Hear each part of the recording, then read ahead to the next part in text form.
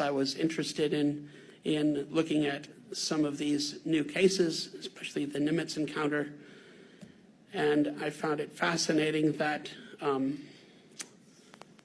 graphics isn't quite working here. I found it fascinating that these things were, these tic-tac shaped objects were observed to drop from about 28,000 feet to sea level in 0.78 seconds. That is crazy and really anomalous. How anomalous? Do the math, do the calculations. This is actually, I've criticized other physicists who've said, well, the analysis was rather simple. And my response to this was like, yes, you should have done it. Your students could have done it. And in fact, there was a class in Georgia, a high school class in Georgia, high school physics class that used this paper as an example on how you can make estimates of kinematics. So if you look at this, you can estimate the minimum acceleration, which comes about from the object would have accelerated halfway and then decelerated the other half of the way. That gives you a lower bound for the acceleration, which comes out to be around 5,000 Gs, 5,000 times the acceleration of gravity. No, people aren't going to survive this. Most equipment won't survive this. An F-35's wings will rip off at about 13 Gs. So 5,000 Gs is really anomalous. We estimated the power, and of course to do this you need to know the mass. We don't know the mass. These things were estimated to be about the size of an F-18, and an F-18 is around 10,000 kilograms of mass. We decided let's take a much lower bound, let's take 1/10 of that. So we just assuming that this was maybe 1/10 of the mass of an F-18, you come out to a power that you can't read under there easily of 1,100 gigawatts of power. This is more than 10 times the total nuclear power output of the United States. Let that sink in for a minute. 1,000 gigawatts. If you remember the movie Back to the Future, when he's got to power up his car, 1.2 gigawatts. I mean, that was 1.2 and he's all freaking out. This is 1,000. This is one craft the size of an F-18. How does this happen? We don't know. This is where the anomaly is.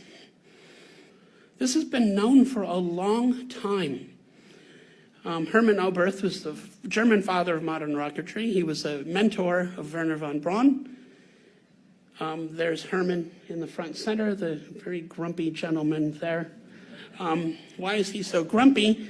He's grumpy because in 1954, he gave a lecture on flying saucers where he pointed out that they have been measured to travel at speeds of 19 kilometers a second, which is about 42,000 miles an hour.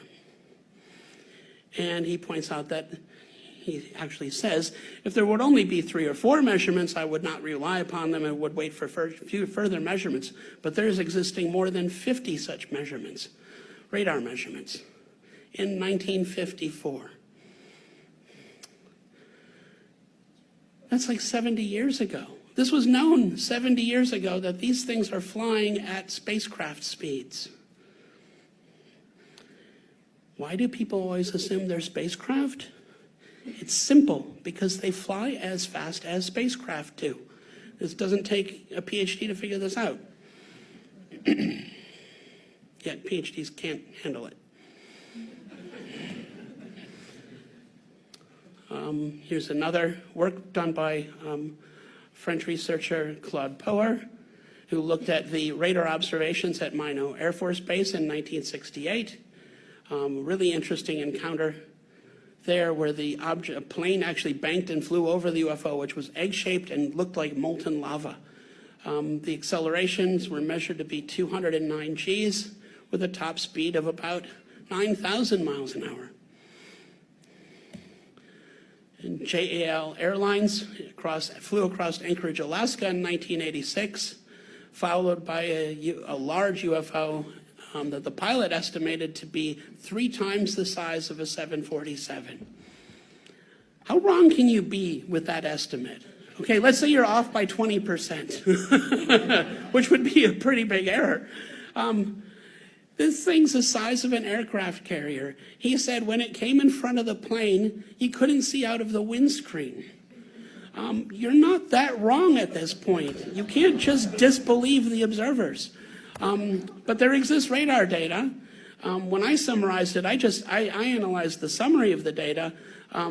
Dr. Quimby, who was at the Niels Bohr Institute, did a much better job. He actually recovered the radar data set, and he analyzed 11 jumps made by this aircraft-sized object and found that 3 of those jumps, the craft had accelerations of 9,000 Gs or more,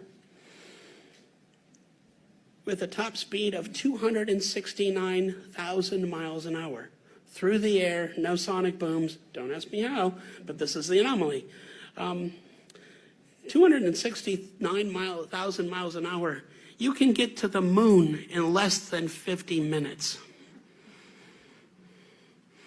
Why do we think these things might be spacecraft? Because they move much faster than our spacecraft do. This should be worrisome.